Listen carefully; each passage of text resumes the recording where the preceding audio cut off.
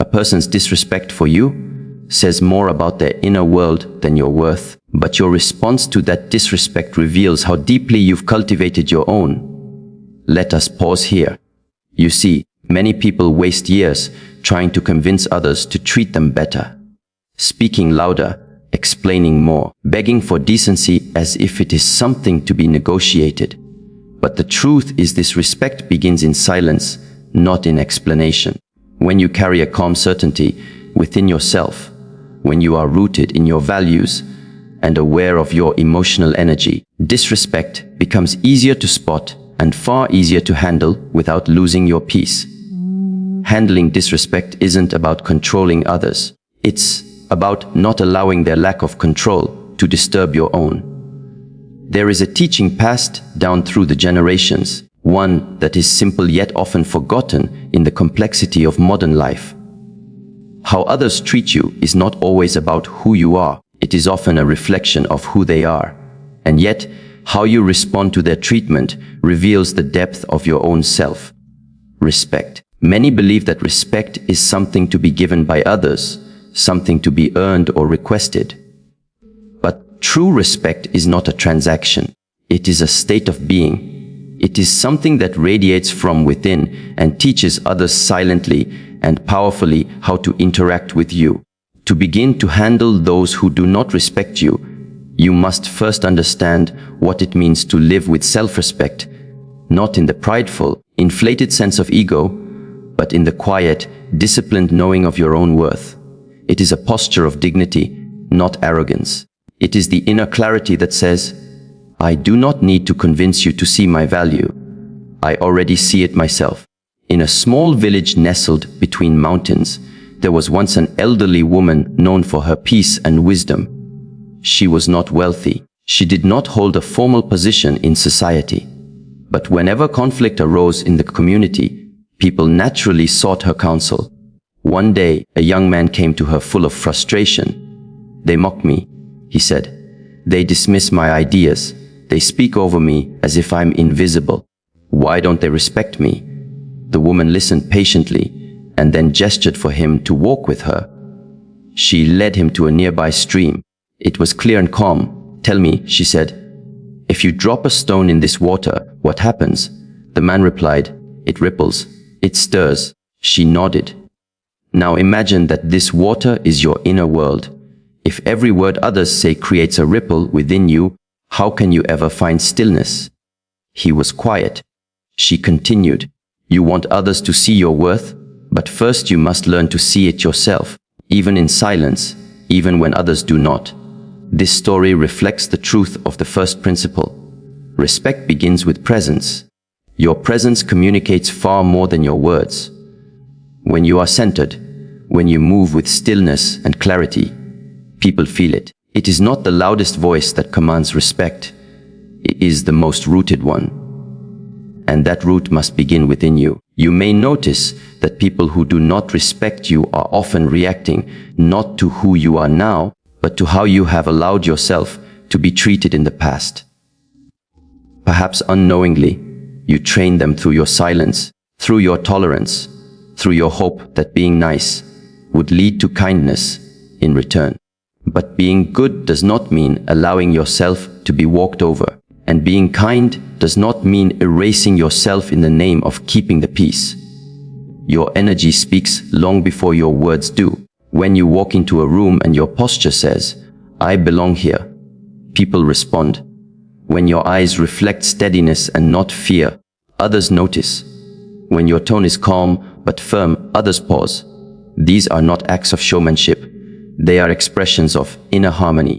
They are the natural result of someone who no longer seeks permission to exist fully. There was a woman I once taught who worked in a very high-pressure office environment. She was intelligent, capable, and deeply compassionate, but she was constantly overlooked, interrupted, and dismissed. During our conversations, she confessed that she often felt like a ghost in the room.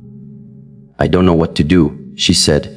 I speak, but no one listens. I'm tired of trying so hard. I asked her to stop trying, not to give up, but to stop trying in the way she had been. Try something else, I said. Try simply knowing that you belong there, without needing anyone to validate it.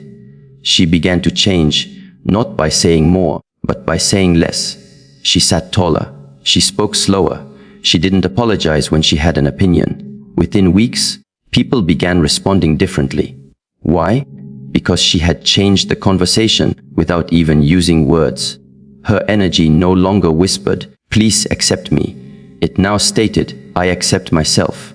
This is the beginning of mastery, when you teach others how to treat you by embodying the way you treat yourself. And yet, even when we begin this internal shift, we will face challenges. There will always be people who test your boundaries, who mock your calmness, who try to stir chaos in your stillness. This is where the second principle becomes essential. Stillness is power.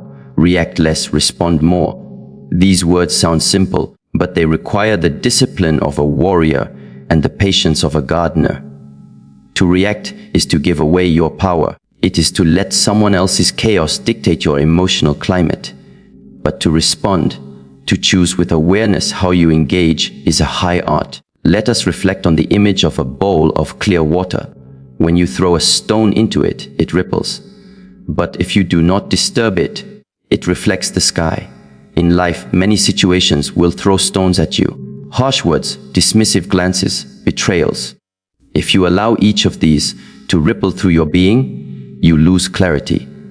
But when you have trained your inner world to remain calm, you reflect truth. You see clearly, and from that clarity, you act not out of emotion, but out of wisdom. There is a parable about a samurai who visited a Zen master.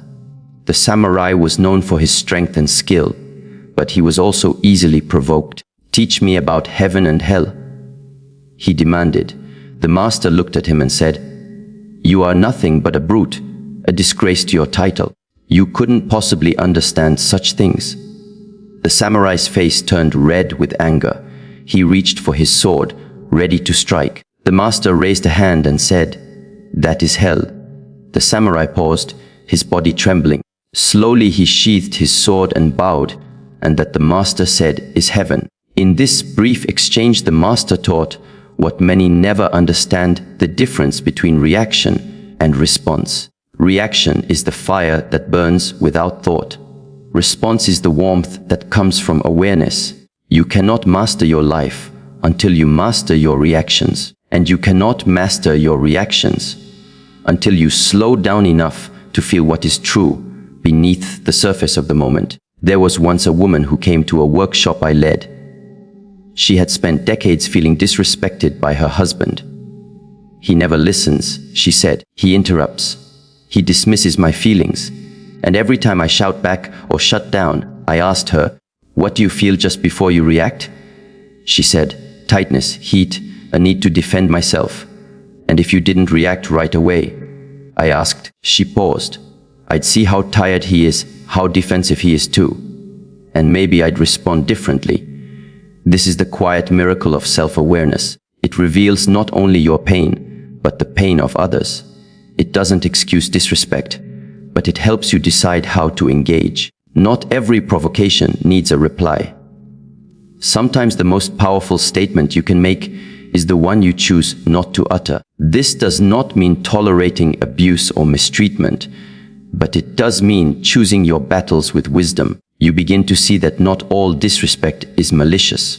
Some is ignorance, some is projection, some is the echo of someone else's wounds. When you respond, not react, you become a mirror of clarity, not a sponge for their dysfunction. One of my students, a young teacher, once told me how a student constantly mocked her in class. She felt hurt, embarrassed, disrespected. "Should I discipline him in front of everyone?" she asked. I said, "No, speak with him privately. Look him in the eye. Ask him with calm curiosity why he speaks that way." She did. The boy, caught off guard by her lack of anger, confessed that he acted out because he thought she didn't like him.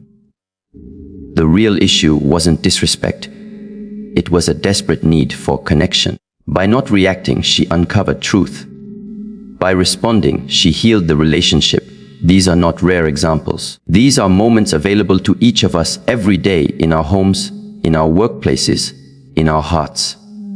The world does not need more noise, it needs more clarity, and clarity arises when we choose stillness over reaction. When someone disrespects you, ask yourself, is my response rooted in my values or in my wounds? Am I reacting to prove something, or am I choosing to protect something? My peace, my energy, my integrity.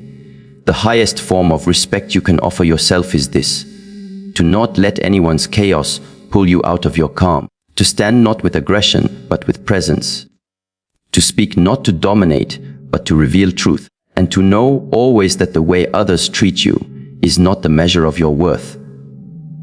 Your ability to remain grounded in your worth, that is the measure of your strength. This is the path not only to handling those who do not respect you. It is the path to mastering your life. It is the beginning of freedom and the doorway to power that does not need to control.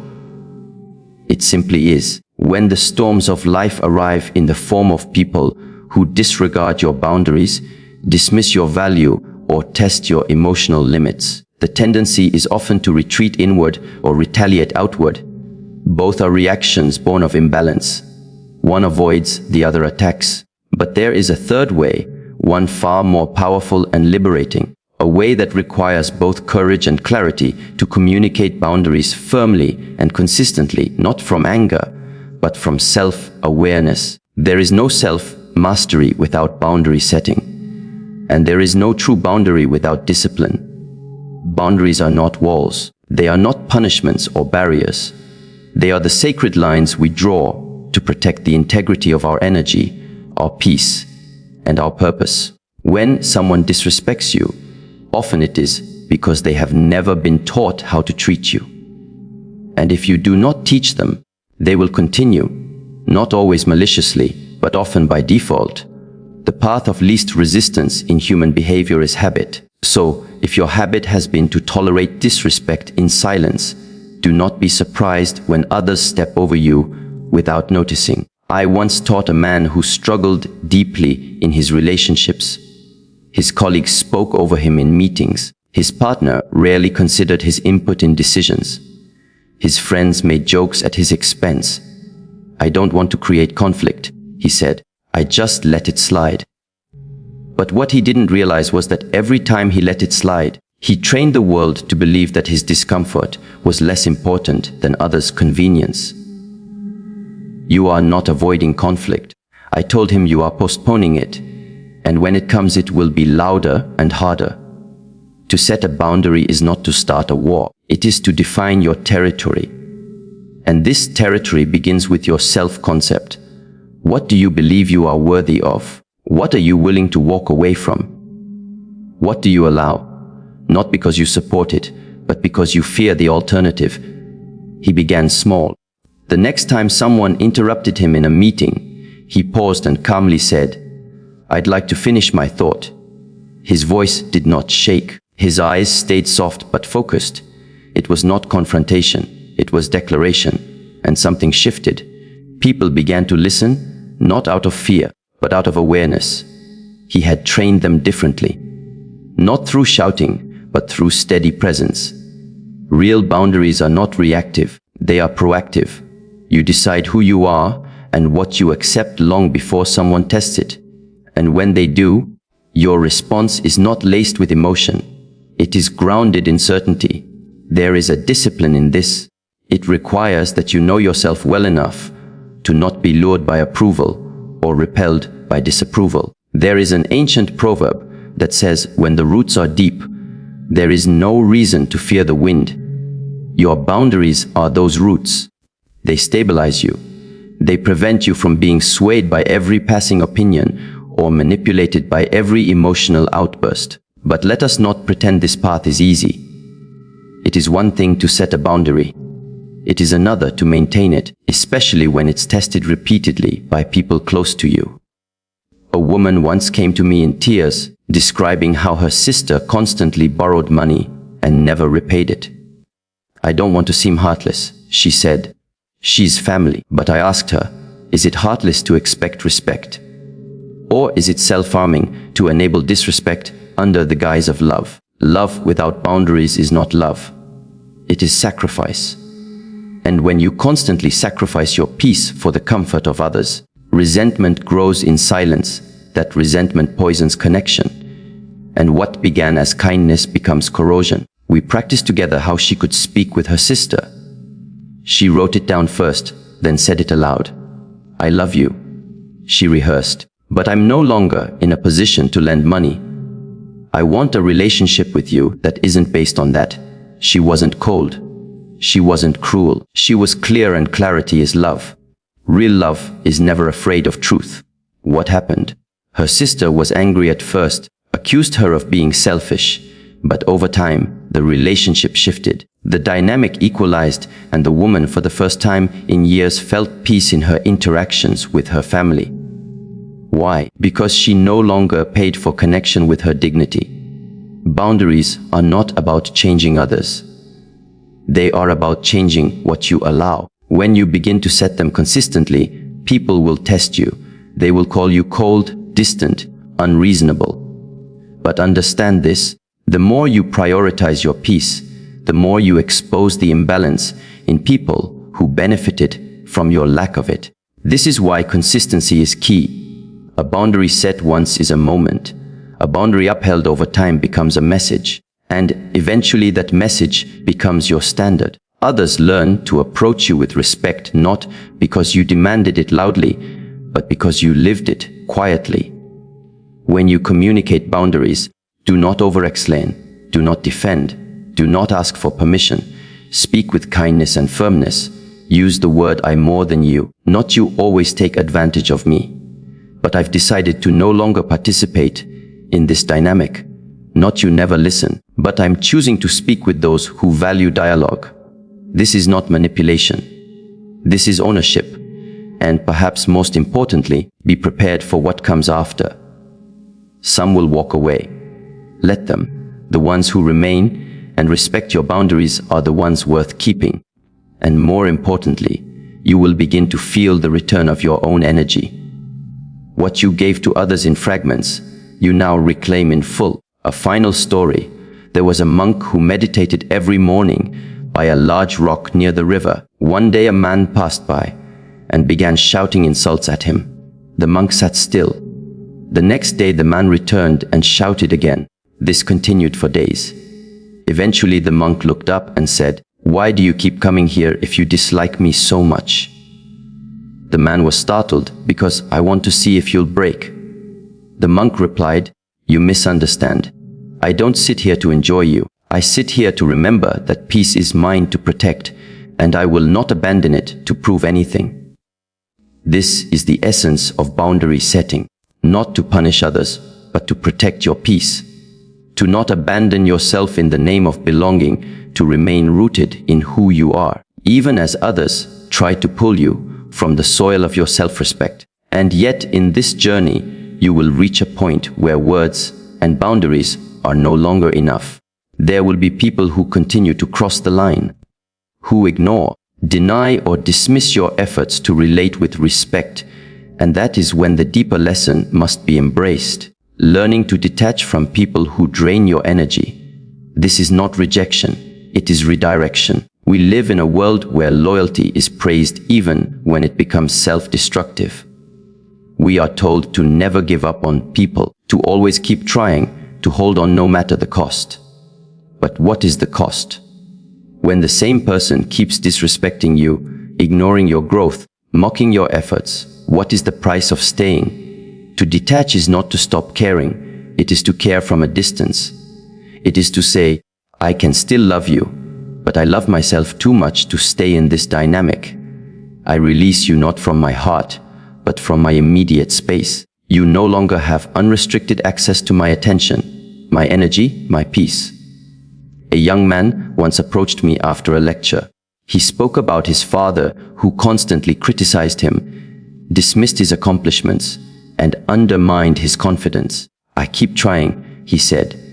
I thought if I just succeeded enough, he'd respect me. I looked him in the eye and said, respect is not a reward you win from the unwilling. It is the soil in which healthy relationships grow. If it's not there, No amount of striving will plant it. He wept not because he was weak, but because for the first time he realized the battle he had been fighting was not with his father, but with his own fear of letting go. We worked together. He wrote a letter to his father not out of anger, but out of clarity. He expressed his pain. He shared his boundaries. And then he chose distance, not to punish, but to heal. The transformation was profound.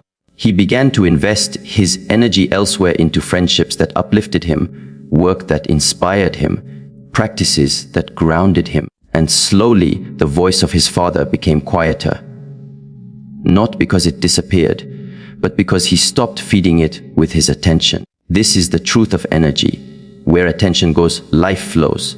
And where life flows, power grows. When you continuously give your energy to those who disrespect you, you drain yourself. But when you reclaim that energy and redirect it towards self-nourishment, your whole life begins to change. There is a beautiful analogy from nature.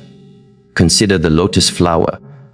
It grows in muddy waters, but it does not attach to the mud. Its petals repel the filth. It rises above, not by fighting the mud, but by transcending it. The lotus is not angry at the mud. It simply refuses to live within it. In the same way, you do not need to hate those who do not respect you. You simply need to stop living at the level of their energy. You rise not in ego, but in essence. You grow not in separation, but in sovereignty. Detachment is an act of love. Love for yourself, love for truth, love for what is real. When someone repeatedly shows you that they cannot meet you with respect, the most respectful thing you can do for both of you is to release them. In doing so, you create space for what is aligned to enter. And yes, there will be grief. There will be moments of doubt. There will be a part of you that asks, was I too harsh? But sit with that question. Then ask another, what part of me believed that disrespect was acceptable for the sake of connection?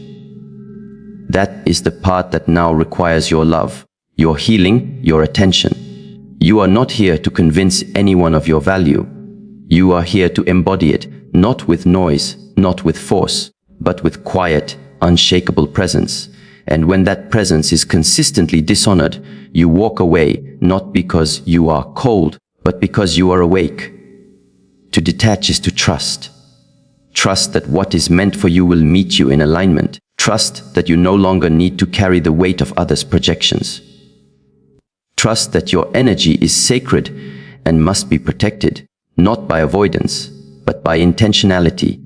Every person you release creates room for something deeper. Every goodbye said with clarity becomes a door to a new chapter. And every act of detachment, when done with wisdom, becomes an act of liberation. Not just from others, but from the version of you that tolerated what you no longer accept. This is not theory. It is lived experience. It is the path of self-mastery. And it begins always with the question, what am I allowing that is costing me my peace? From that question comes awareness.